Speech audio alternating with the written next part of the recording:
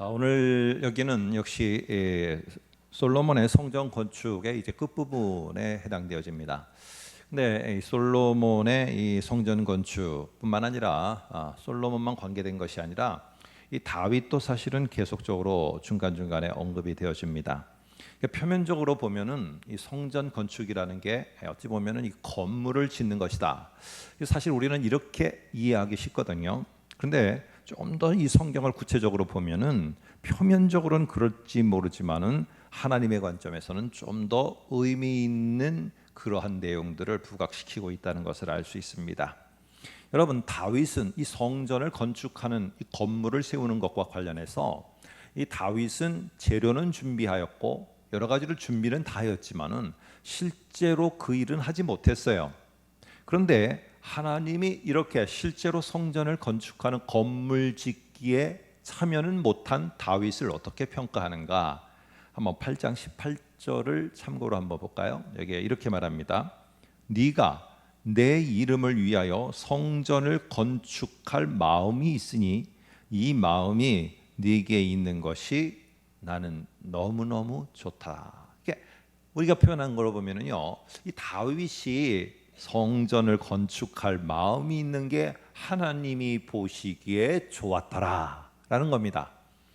자, 그러다 보니까 우리의 관심과 우리의 눈은 어디에 가 있느냐? 이 성전이라는 것을 건축한다는 거, 여기에 자꾸 우리의 시선이 고정돼요.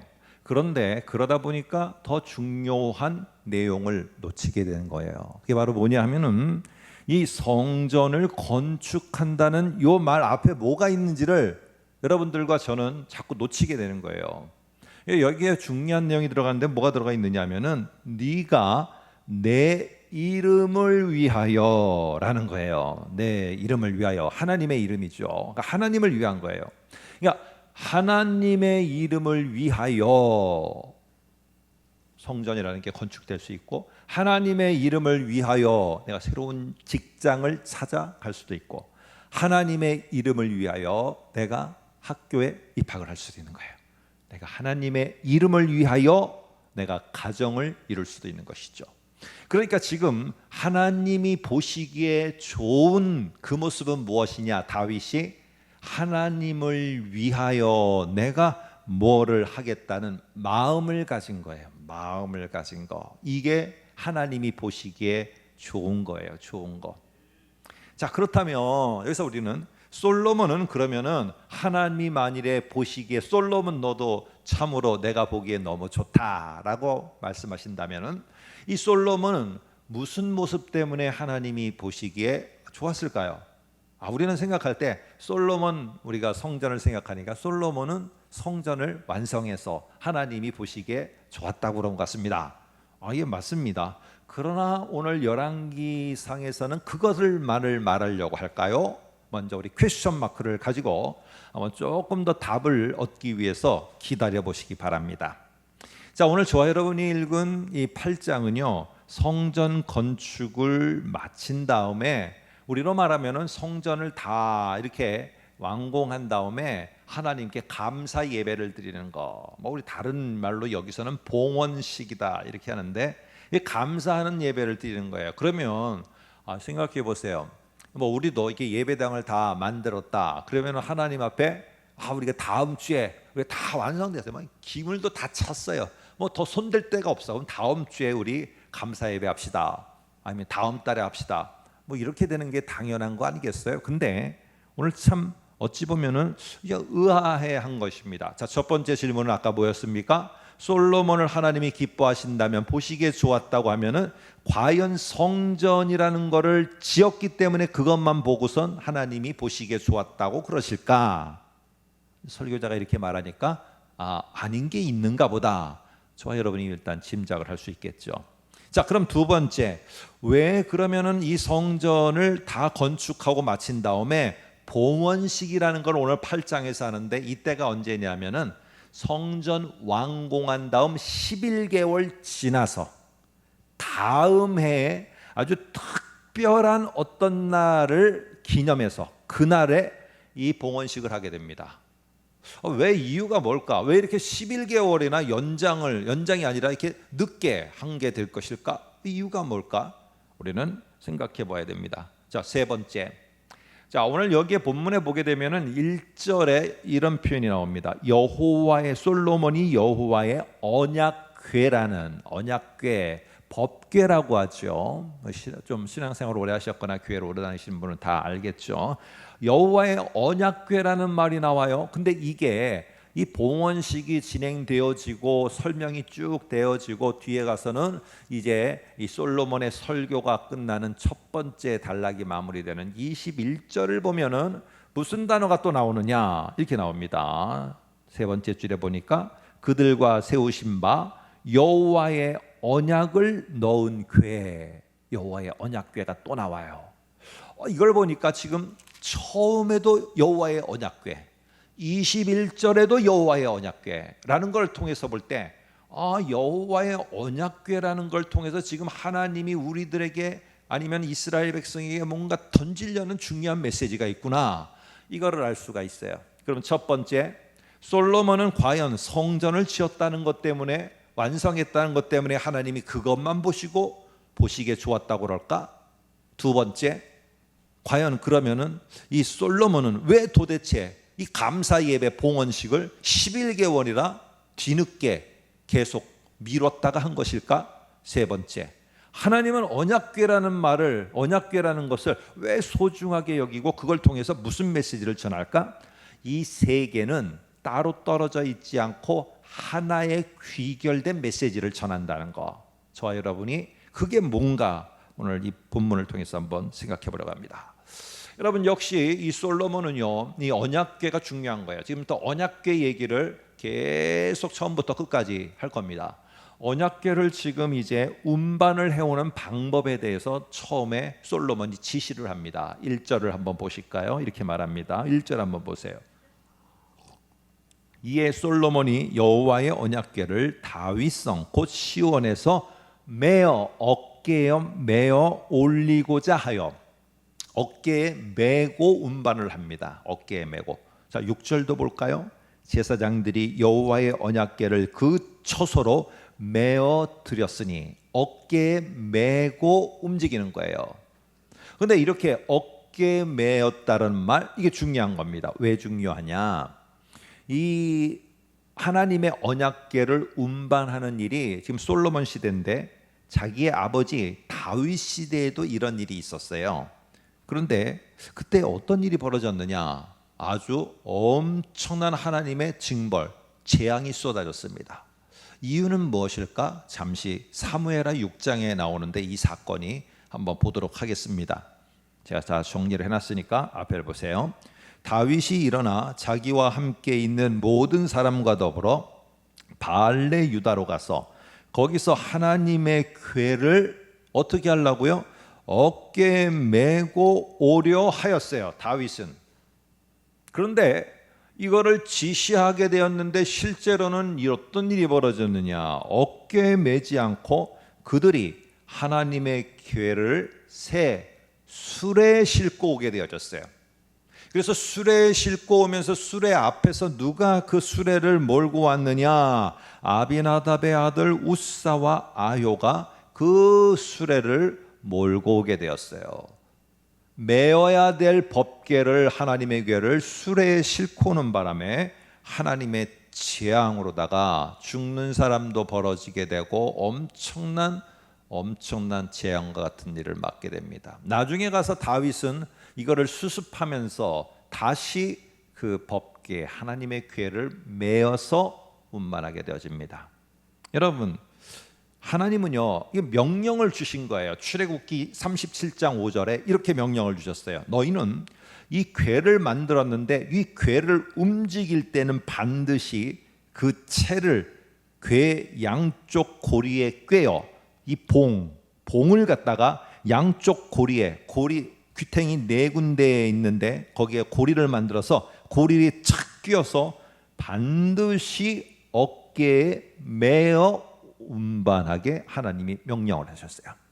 이거는 토를 달면은 안 되는 거예요. 하나님 그때는 그랬는데 생각해 보니까 블레셋 사람들은 아주 손쉽게 움직이더라고요. 우리의 이 법궤 하나님의 궤하고는 비교도 안 되는 엄청난 자신들의 신상을 옮기는데 이 운송수단의 효과를 낼 수 있는 유용한 이 수레를 만들어 갖고 수레로 다 옮기더라고요. 하나님. 그러니까 우리도 그냥 수레로 옮길래요. 이 혁신 기술을 동원해서 한번 그냥 할래요 라고 하다가 궤를 매는 거 불편해요. 그냥 우리도 이렇게 할래요 하고 하나님의 명령을 거부하고 오늘 그것을 블레셋 사람들이 하는 방법을 따르다가 오늘 다윗 시대 때 재앙을 하나님으로부터 받게 됐어요. 자, 솔로몬이 이거를 몰랐겠습니까? 솔로몬은 지금 그걸 안 겁니다. 그래서 동일한 그런 불순종이 절대로 일어나지 않도록 이 솔로몬은 철저하게 하나님이 정하신 규례, 바로 제사장들이 이 언약궤를 갖다가 반드시 어깨에 메고 오도록 지시를 했습니다. 여러분, 우리는 지금 이 솔로몬이 다스리는 이스라엘 나라라고 하지만은 세계사는 그렇게 평가하지 않아요. 아주 자그마한 땅덩어리, 이 우리나라 뭐 강원도 정도밖에는 안 된다고 그래요. 근데 참 특이한 나라예요. 특이한 나라고 특이한 지형이에요. 저희가 이렇게 가면은 이스라엘 여행을 가게 되면은요, 한번 말씀드린 것처럼 저희가 2월 이게 설날을 이렇게 끼고 갔는데 저 이집트 쪽의 남쪽 지역에는요, 이게 막 런닝 입고 다녀야 돼. 너무 넓어요. 그런데 저기 헐몬산이라는 갈릴리 위로 가면은 바로 배낭에서 꺼내서 파카 입어야 돼요. 그리고 믹스 커피 마셔야 돼요. 엄청 추워요 이게. 똑같은 날인데도 그래요. 그런데 이러한 땅, 보잘것없었던 작은 땅인데 기후만 특별한 게 아니라 이 솔로몬이 다스릴 때는요, 이 솔로몬을 다스렸던 이스라엘을 뭐라고 칭호했느냐면은 솔로몬 제국이라고 했어요. 제국. 이거는 엄청난 거거든요. 뭐 어느 제국, 로마 제국, 그러면 이 뭐 어떻게 했어요? 그 힘, 파워, 이 확장력 이런 게 대단하잖아요. 이처럼 솔로몬 시대를 솔로몬 제국이라고 했는데 이 솔로몬 제국에 운송수단이 없겠어요? 운송수단도 최첨단이 있었을 거예요. 그런데도 불구하고 이 솔로몬은 어떻게 하느냐? 절대 그거 동원하면 안 된다. 너희는 하나님은 뭐라고 명했느냐? 우리 아버지 시대에 이거 명령 어겼다가 큰일 당했는데 절대로 안 된다 하면서 하나님이 말씀하신 대로 철저하게 순종하라고 하면서 어깨에 메고 운반하게 만듭니다. 자, 이러한 솔로몬의 액션 속에 솔로몬의 무슨 마음이 그 속에 담겨 있겠습니까? 하나님은 솔로몬의 어떤 마음을 보고 보시기에 좋았을까요? 그것은 바로 언약궤를 운반하는 이런 하나의 일, 하나는 사역, 이러한 상황 속에서 솔로몬은 철저하게 듣는 마음이었어요. 그래서 하나님의 말씀을 들었고 하나님의 말씀을 따라서 행했어요. 그러면서 뭘 보였느냐?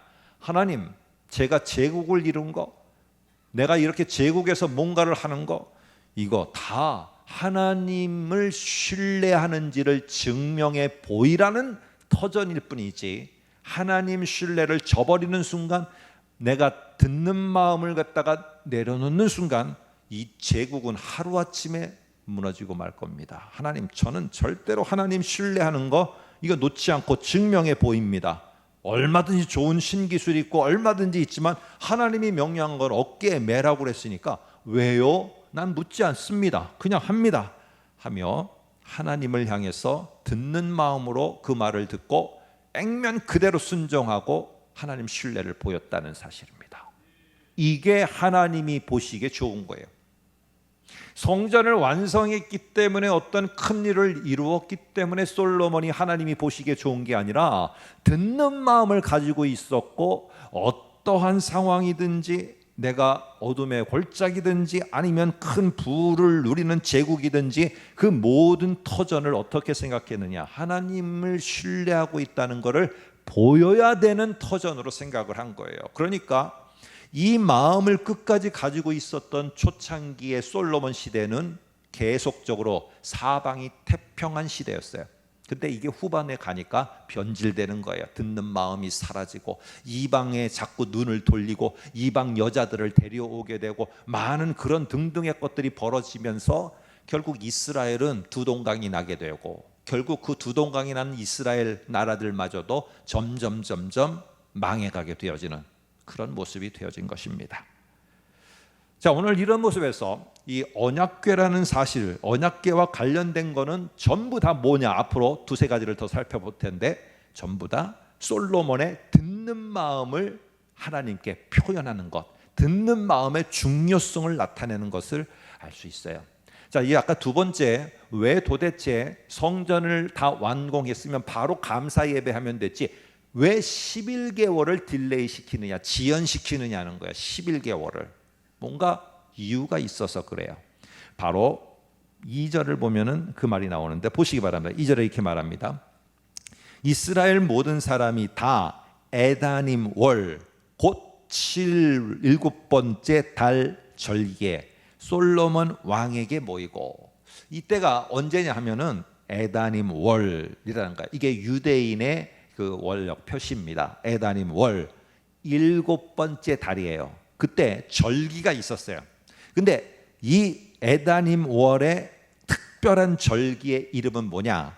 이 이스라엘의 3대 절기 가운데 하나인 초막절, 다른 말로는 장막절이다라고 이렇게 말합니다. 또 다른 말로 하면은 여러분과 제가 뭐 굳이 표현하자고 하면은 뭐 추수와 관련된 감사절 이런 걸 할 수 있는데 어쨌든 이 초막절이에요. 근데 그게 중요한 게 아니에요. 지금 여기서는요. 근데 이때가 언제 했겠느냐? 아마 7년마다 돌아오는 안식년의 7번째 달이었을 거예요. 안식년의 7번째 달의 장막절, 이 세 가지가 공통분모로 갖고 있는 것은 상당히 중요합니다. 어떤 게 중요한가? 한번 성경을 보겠습니다. 요거를 겨냥한 거예요. 안식년의 7번째 달 장막절, 요때 해야 된다는 거를 겨냥한 거예요. 그래서 11개월을 지연시킨 거예요. 왜? 거기에 중요한 의미가 있어서. 어떤 중요한 의미일까? 신명기 31장 10절에서 12절을 볼게요. 이렇게 말합니다. 모세가 그들에게 명령하여 이르기를 매 7년 끝에 곧 면제년, 안식년이죠. 안식년의 7번째 달에 있는 초막절에는 온 이스라엘이 네 하나님 여호와 그가 택하신 곳에 모일 때 이 율법을 낭독하여 온 이스라엘에게 모여 듣게 할지니 그들에게 듣고 배우고 내 하나님 여호와를 경외하며 이 율법의 모든 말씀을 지켜 행하게 하고, 이렇게 말합니다. 자, 이때의 한 이유가 무엇이냐? 봉헌식을, 성전 건물 완성됐다는 이게 핵심이 아니라는 거예요.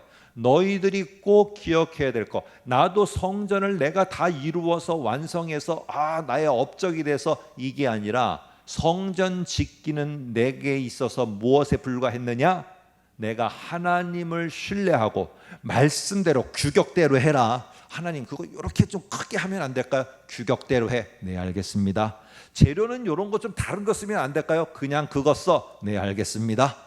하나님이 시키는 대로 하는, 내가 하나님을 신뢰한다는 증명하는 하나의 수단이 성전 짓기였지. 그래서 중요한 거는 말씀에 내가 절대 순종하게끔 한다는 걸 내 스스로가 증명해 보이는 것이었지, 이 건물을 내가 잘 지었느니 완성했느니 안 했느니 이게 아니라는 걸 너희는 꼭 기억하라는 거예요. 그래서 장막절에 특별한 어떠한 일, 율법, 이 하나님의 말씀을 듣고 지켜 행하는 것, 이게 우리의 삶의 터전, 농사를 짓던, 직장을 다니던, 가정에서 살림을 하던 이 모든 일터는 그 속에서 하나님이 말씀하시는 것을 듣는 마음으로 들어야 되는 장소이고, 듣는 그 말씀을 내가 가감없이 토달지 않고 순종하면서 하나님을 신뢰한다는 것을 증명해 보여야 될 장소, 그게 나의 가정이고 내 일터, 직장이고 내가 농사짓는 터전이고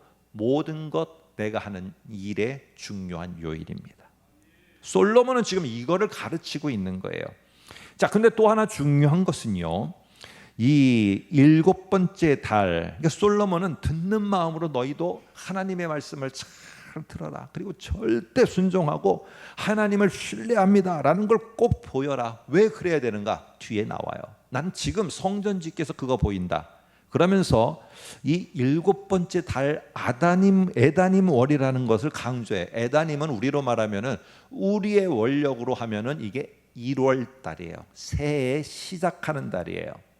그러니까 새로운 시작이에요. 근데 지금 이 메시지, 이 열왕기상을 어떤 사람들이 듣고 있느냐? 지금 포로기, 바벨론 포로를 경험한 사람들이 듣고 있어요. 그러니까 이 사람들이 어찌 보면은 바벨론 포로 생활을 하면서 다시 고향 땅으로 돌아간다는 거, 이거 완전히 새로운 시작이에요. 새로운 시대가 펼쳐지는 거예요. 그러나 지금은 아직 여전히 포로 생활을 하며 어둠의 생활을 하고 있어요. 어둠의 생활을 하면서 새 시대의 소망을 갖고 새로운 시작을 소망하는 그들에게 오늘 이 에다님월 첫 번째 달에 오늘 중요한 메시지를 솔로몬이 전하고 있는 겁니다. 그건 바로 뭐냐? 너희가 새로운 직장 갈 수 있다. 새로운 사업을 또 구상할 수도 있다. 새로운 어떠한 너의 사역을 바라볼 수 있다. 그러나 아무리 새로운 것을 나아가려고 하더라도 듣는 마음으로 하나님의 말씀을 들어 내가 순종함을 이 어두운 시간에, 이 바벨론 포로로 하고 있는 시간에 그걸 증명해 보이지 않으면은 아무리 새로운 시대, 새로운 사역, 새로운 일과 새로운 사업이 열려도 그 속에서도 너희는 하나님의 임재와 영광을 보기는 어렵다는 거예요. 그러니까 이 솔로몬의 이걸 통해서 지금 열왕기상 저자가 뭐 하느냐? 어렵고 힘들더라도 여기서 그걸 증명하는, 다윗이 도망자로 살았지만은 하나님 앞에 신뢰한다는 걸 증명해 보였던 것처럼 증명해 보여야지 새로운 시대, 새로운 날, 새로운 사역이 열리더라도 그곳에서 너희가 하나님의 영광과 임재를 볼 수 있는 거라는 거예요. 새로운 시작이 중요한 게 아니라는 거예요. 새롭게 뭔가를 한다는 게 중요한 게 아니라 듣는 마음이 있느냐 없느냐, 이게 중요하다는 것이에요. 이게 중요하다는 거. 그래야지요, 듣는 마음을 갖고 하나님의 말씀을 듣고 내가 갈림길에 서일 때 올바른 분별력 있는 판단을 할 수 있어요. 오늘 이 솔로몬이 이런 이야기는 포로 생활을 하고 있는 사람들에게 듣는 마음으로 잘 너희가 에스라가 가르치고 느헤미야가 가르치는 대로 잘 너희들이 배워라. 그러면 언젠가 분별력을 가지고 갈림길에 설 때가 온다. 그 갈림길이 어떤 길이었습니까? 포로로 생활할 때 이제 안정된 거예요. 70년이 되니까. 그러니까 고향 땅으로 돌아가라. 고향 땅에 죄다 무너진 것밖에 없대요. 아니, 거기로 내가 왜 돌아갈 것인지 남을 것인지.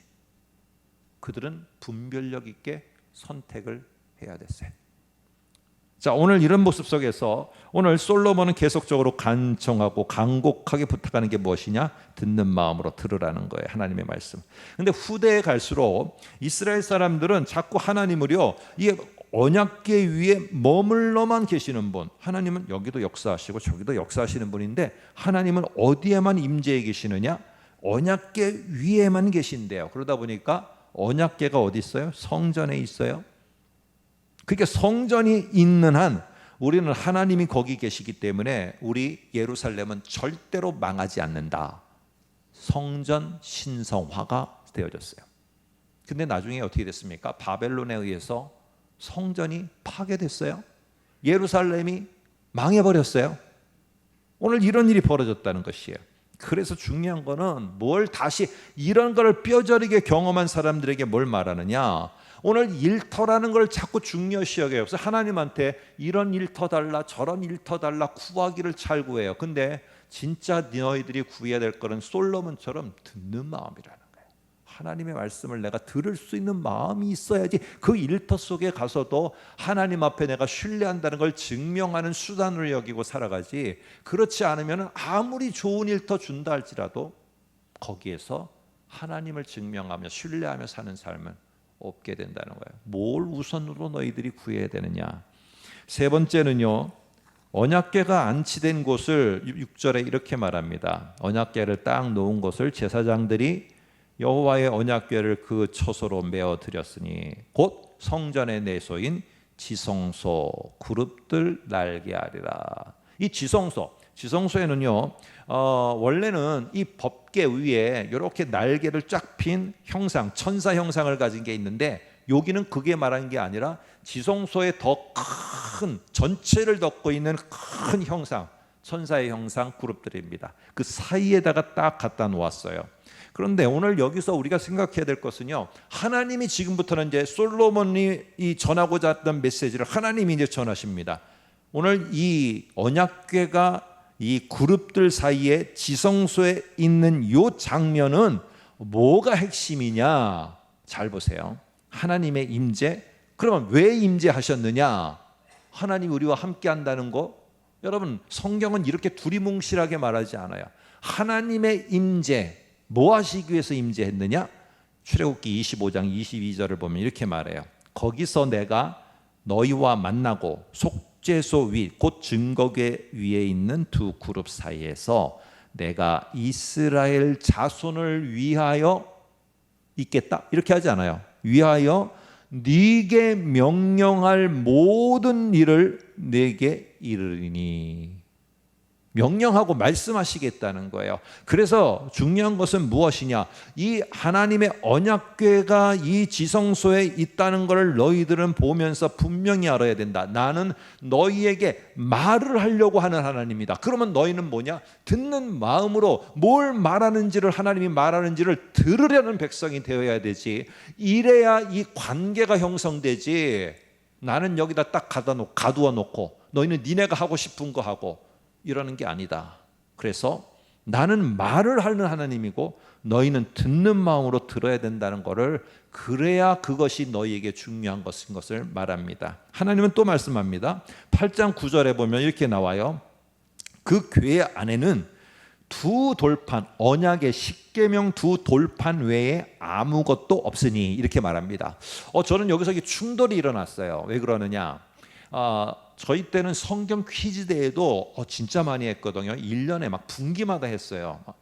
어릴 때 막 이게 유초등부도 할 것 없이 뭐 특별히 중고등부, 청년부 때까지도 막 성경 퀴즈 대회를 했어요. 이게 계속 들어가면서 이번에 범인은 사도행전, 뭐 이때는 뭐 해서 막 선물도 주고. 근데 그뿐만 아니라 저희 때는 교회 학교에서도 뭐 전반기, 분기마다인지 전반기 후반기인지 시험도 봤어요. 아니, 학교에서도 시험 봐서 그냥 심장이 벌렁벌렁 하는데 교회 학교에서도 시험을 봐갖고, 지금 생각하니까 지금 아마 시험 본다고 그러면 교회 학교 하나도 안 나올 거야.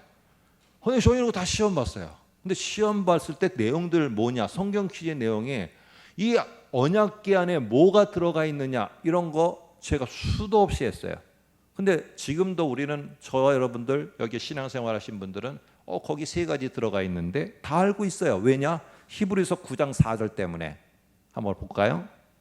언약궤가 있고 그 안에 만나를 담은 금 항아리, 첫 번째 금 항아리, 만나 항아리. 두 번째 아론의 쌍난 지팡이.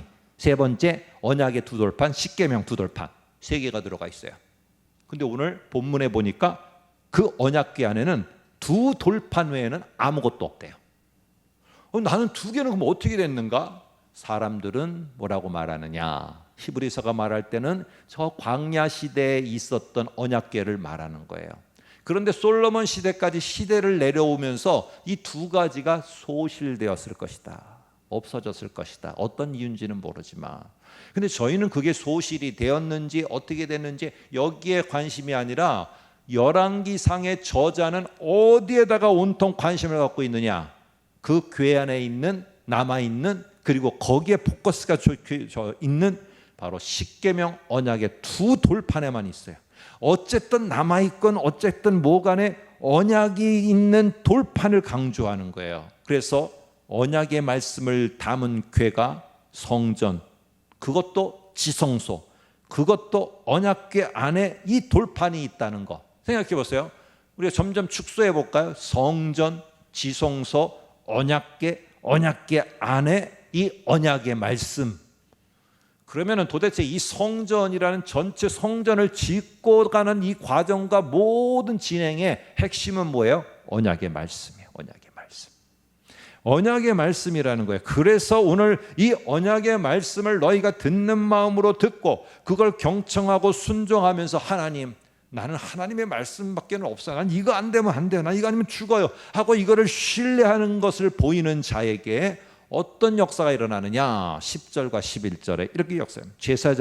제사장이 성소에서 나올 때 구름이 여호와의 성전에 가득함에 여호와의 영광이 여호와의 성전에, 우리 성경에 가득함이었더라. 조금 더 우리가 의미 있게 번역을 하면은 충만하였더라. 하나님의 임재와 영광을 보기 위하십니까? 그러면은요, 여러분이 있는 일터 가운데서, 여러분이 있는 일터 속에서 뭐가 핵심인지를 알아야 돼요. 하나님은 뭐라고 말씀하시느냐?